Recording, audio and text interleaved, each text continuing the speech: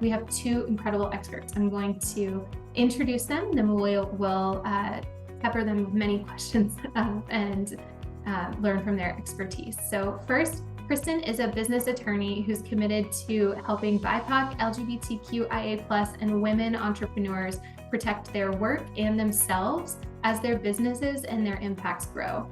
She built her law practice, Herwitz Law, on paying it forward 8 years ago, reinvesting at least 10% of her profits into organizations that support women and social justice. Kristen is also a coach on AOF's free coaching hub, and she posts legal tips on her Instagram as well. Thank you so much for being with us, Kristen. Thanks for having me. Happy to be here. Going a bit more in depth on intellectual property.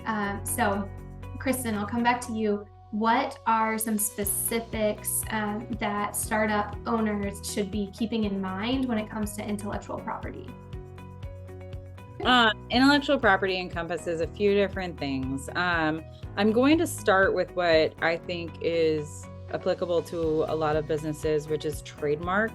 And when we think about trademark, we're talking about your brand name. It can be your logo or product names also.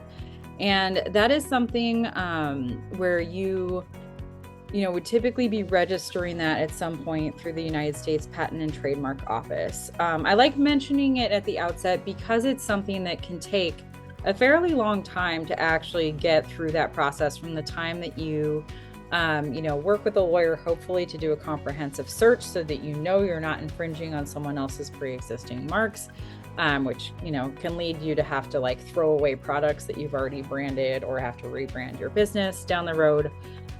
So we want to definitely avoid that, certainly for product-based businesses, but it can take up to 18 months, just for them to finally kind of look at your application. So it's something where it's think about it early. If that's something where your heart is really dead set on this branding, or where, you've got a product, you're going to be making, significant financial investments in, kind of printing things or putting, something physical out there, that might make more sense versus, you've got a service-based business that's not necessarily going to be top of mind when you're just getting started and working with a more limited budget.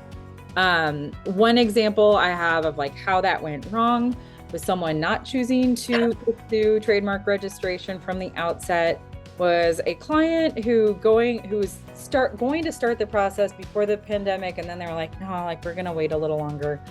Even though they did have products, they were going to be opening a showroom also, and their brand name included the words together and home in it.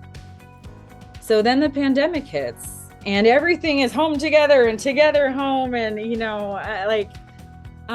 there's a big event that was involving multiple celebrities, and they lost a licensing opportunity that probably could have paid pretty well, as well as any negotiating power to be involved in that event, or just to use the brand name that they had been using. Because when you've got other folks that then start trademarking this stuff because they just do that as a habit, because that's part of their kind of professionalism and they have the budget for it, it's significantly more expensive to get that trademark revoked after the fact, and a lot of small business owners simply can't afford to do that.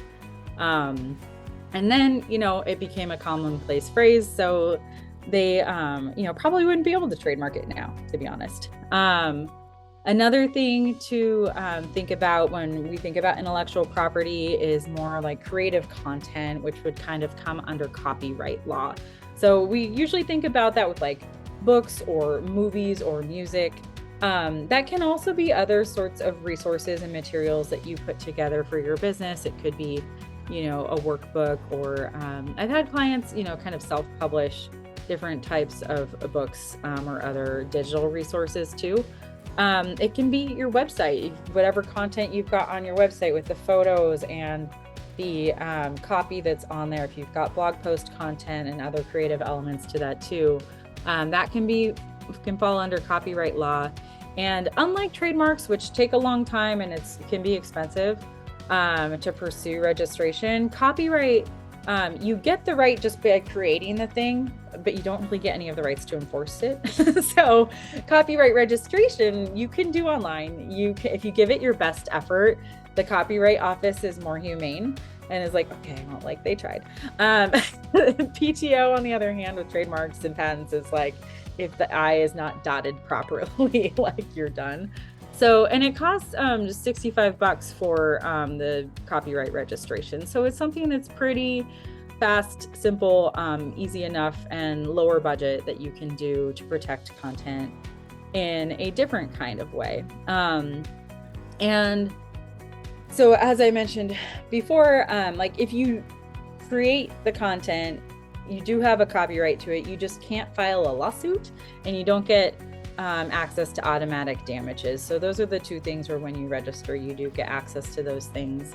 And I have had clients recently be on kind of the receiving end of copyright demand letters, and even one threatened, and did actually file a lawsuit for using images they had pulled off of Google on their website and in blog posts or on social media marketing. So on the flip side of things, you want to make sure that you are respecting other people's intellectual property, including the photographers, because there are agencies out there that partner up with law firms that will just come at you and bully you if you use their images. And a lot of the resources, whether it's Google or whether it's some other paid but very small amount of money service, they don't guarantee that they have the rights to any of those photos. So when and if you have the budget to get your own branded photos, that's a really good idea to do.